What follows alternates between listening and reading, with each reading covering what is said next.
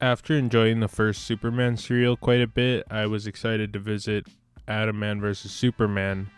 I actually specifically remember watching this for the first time back in the day. I just finished 6th grade, which was almost 2 decades ago since I'm getting pretty old. Anyhow, back then, there was an ill-fangled device called the DVD player, and I remember renting this one off of a long obsolete service called the Netflix disc service. I remember being a bit put off by the cartoon footage that was added to this film to make Superman fly, though if you remember my Superman film review from a bit ago, you'll remember I changed my stance on this matter a little bit since 2009 when I saw this film originally. That same day I watched this originally, I also read one of my favorite comic limited series of all time, Identity Crisis. That is a total aside, but if you haven't read that, you really should. It isn't your everyday DC Crisis, but it's an absolute classic. Anyhow, unlike Batman and Robin, Adam Man vs. Superman is a definitive sequel, bringing back much of the core cast, including Kirk Alyn as Superman and Noelle Neal as Lois Lane. Lyle Talbot, who played Commissioner Gordon in Batman and Robin, also joins the cast as Superman's arch-nemesis Lex Luthor in one of the few times these serials adapted a villain from the comics. Luthor could have been the most brilliant scientist ever known, if he had only gone straight. As we will cover, and as I will spoil now, Lex Luthor has an alter ego, Adam Man, who has a unique head mask that was actually reused from the Monster and the Ape serial, which had its lead. Metalogian Man utilized this head a few times. Interestingly, the Monster and the Ape serial is Columbia's answer to Republic's Mysterious Dr. Satan serial, which of course was built off an early pitch draft for a Superman serial before Republic made the Captain Marvel serial instead.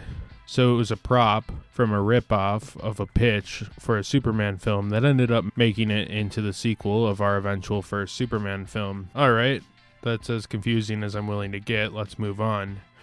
This film wouldn't exclusively animate Superman flights and did some experimentation with Kirk Alyn flying through merely placing the camera on its side while shooting a fan at Kirk Alyn and projecting scenery sideways, though this was only used on brief shots with more elaborate needs still being filled by animation. Police radio says Superman has spotted us.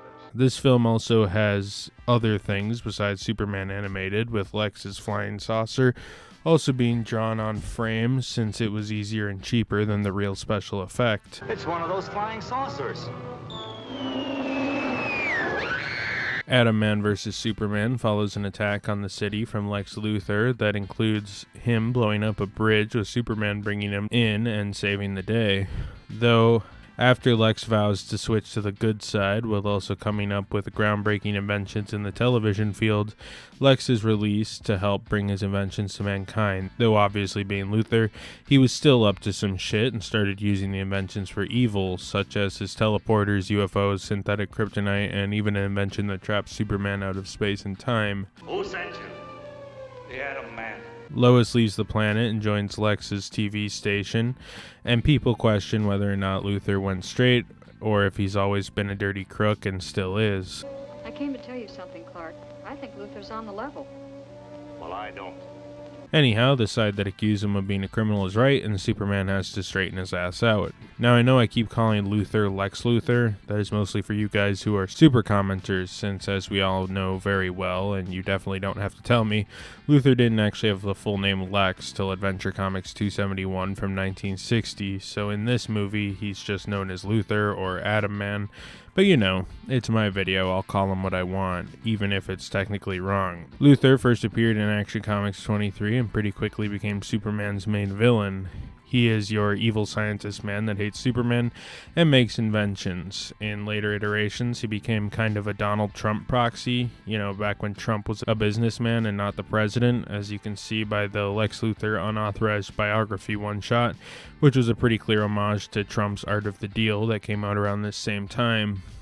This saw Lex become more legitimate as an entity in the DC universe and would lead to the cackling mad scientists of this film in the early years to kind of fade in order to have this corrupt businessman who wanted to kill Superman as his side gig. Okay, moving away from Trump, since I've been attacked in the comments for mentioning racism or whatever in this series, Lex would go on to be the president following the Superman one-shot Lex 2000. You know what? Fuck this. I try staying apolitical on this channel because I talk about superheroes and Star Wars and shit.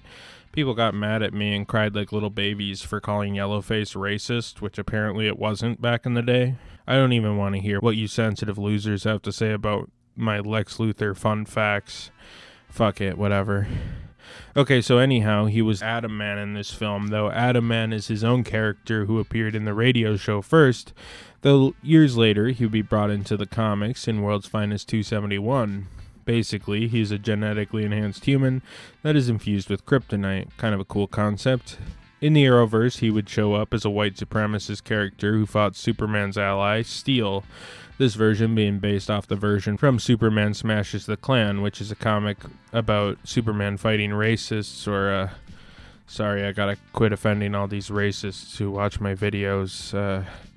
They fight people with differing political and social opinions from those of us with an IQ above 30.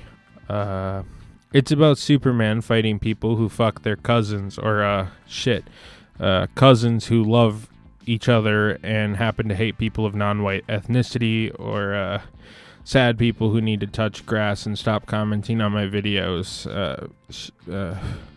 Superman is back to his old tricks and doesn't believe in prison reform since he knows Luthor is definitely Atom Man. I came to tell you something, Clark. I think Luthor's on the level. Well, I don't.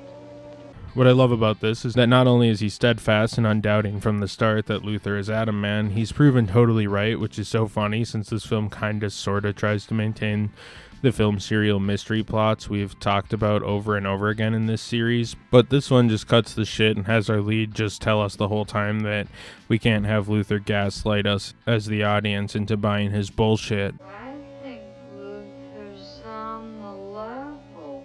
Luthor is just evil and we need to accept that, and Clark Kent knows it and we should know it, but no one else will believe him.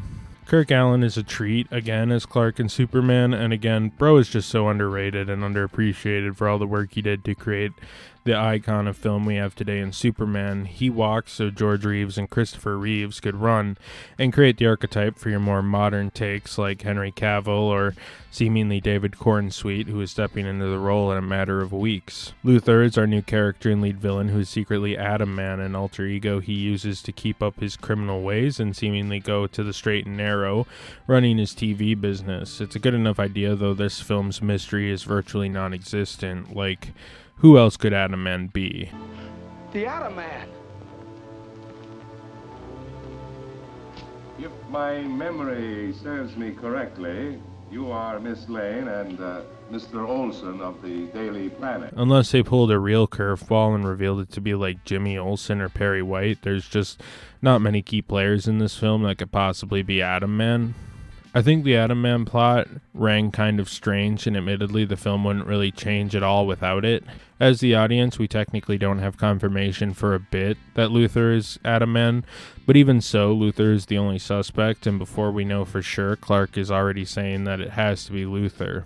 That and Lyle Talbot is really great as Luthor, honestly. He looks just like the large, chubby scientist Lex Luthor was in the era and gives the crude businessman vibe along with the mad scientist vibe, an amalgamation of which I think is what made Luthor a special villain ever since his introduction early on in Superman's history. Much like Kirk Allen himself, I think this take on Luthor was a bit underrated, though this may be perhaps due to the dead medium in which he played the character. Lois Lane and Jimmy haven't changed much, though Lois has a subplot where she leaves the planet and joins up with Lex's television station, where she grows somewhat loyal to the man until it turns out he's a bad guy, as we all expected from the start. The planet staff are consistent with the first entry, and it's just kind of their continued exploits. The tone of this movie, like the first one, very much keeps up the core thesis of Superman as it was towards his conception. He's happy-go-lucky almost to a psychotic degree. And he left the beam open so that you could return? Yes. Good. I'll descend on the beam.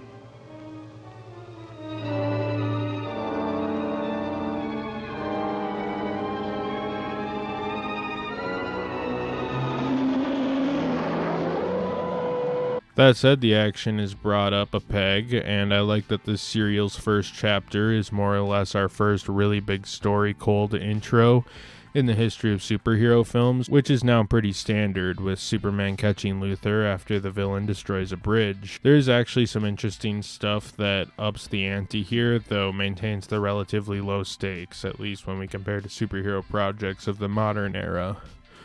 The music was done by Misha again, and is basically just old music from the original film. The opening theme added some atomic bomb sound effects to freshen it up, though. The theme song especially still maintains its utter banger status, though. I don't know, I just love this theme so much. Believe it or not, Earl Turner edited this film again, and I think it was well done. My only editing note is that episode 7 recounts Superman's origin, with cut-ins from Lex Luthor, who happens to know way too much about it due to some, Morse code or whatever. Knowing that his planet was doomed, Jor-El apparently sent out messages in cryptonic code. The ship's wireless operator kept receiving the impulses. Although he couldn't break down the code, he did make records of them. I don't have a huge problem with this stock footage heavy episode since it was the 1950s, and unless you caught the first film a couple years earlier, you may not have seen this part, or it's been a while if you did see the first movie. On a wide plateau lay the capital of Krypton, the nerve center of a civilization that was far advanced, for it boasted a race of supermen and women. Among the leaders was Jor-El, the foremost man of science. It does, however, also add a level of continuity between these films, making Atom Man vs. Superman definitively connected to Superman due to this binding continuity factor, while as we discussed with Batman and Robin, that movie may or may not connect to the original Batman film, though it doesn't really matter. It is also just a really long-winded explanation for kryptonite, which is the wraparound, and sure, why not? I love being long-winded myself, so I can't really hate on this movie for being long-winded. Cinematography again was done by Ira H. Morgan, who did a good job again. I think stuff like The Void was a bit interesting, if dated and weird, but they definitely tried doing stuff that at the time was totally new territory for the Superman IP, and I thought that was pretty commendable. Okay, my other notes. One of the actors credited in this film was named Wally West, which is the name of the Kid Flash, later the Flash in DC continuity, though of course retcons mean there are two Wallys now, meaning he has the same name as two modern DC characters. Coincidence? 100%. Inconsequential? Totally. But what are my videos if not occasionally too thorough?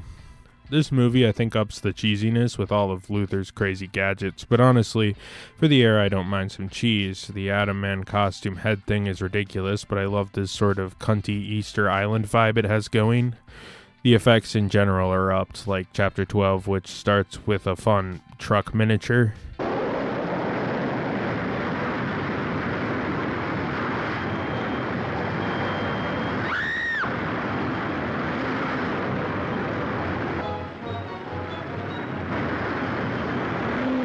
This was an incredibly effect-heavy picture for the day, and it is said to be one of the most, if not the most, successful serial of all time, though things like that weren't tracked very well back in the day, which I think just makes it all the more crazy that superheroes would largely start being iced for a while till Batman's return to the screen years later, and Superman's brief kind of return with the Mole Men vs. Superman, which we'll talk about later. The film definitely follows the trends of the 1950s, see Luthor's UFO, or the title screen with tons of atomic explosions, and Part 15 sees Superman ride a nuke like in Dr. Strangelove by Stanley Kubrick.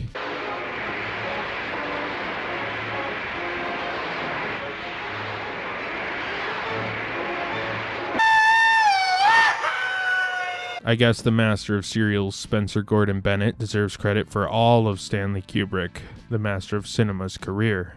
Good job, Spencer. You did it. You're the best filmmaker of all time. Overall, this movie's weird, bombastic, effects heavy. It is probably the closest thing the serial era ever saw to a modern superhero film, which puts effects and spectacle above all, and it reflected in the box office, perhaps being prophetic for the utter rise of the genre over the years in Hollywood till it would be milked to death in the modern day, and all but killed. I do hope Superman coming out in July can freshen the genre and make it special again, though I don't think one single film can do that by itself. I do, however, think this film is a hair worse than the other Superman film, which I think captures the tone of early Superman a bit better, even if this sister film raises the stakes and foreshadows the modern superhero film better than any of the other contemporary serials. Anyhow, are you guys as tired of serials as I am? Well, there's just one more, so the finish line's in sight, then we can move on from all this madness.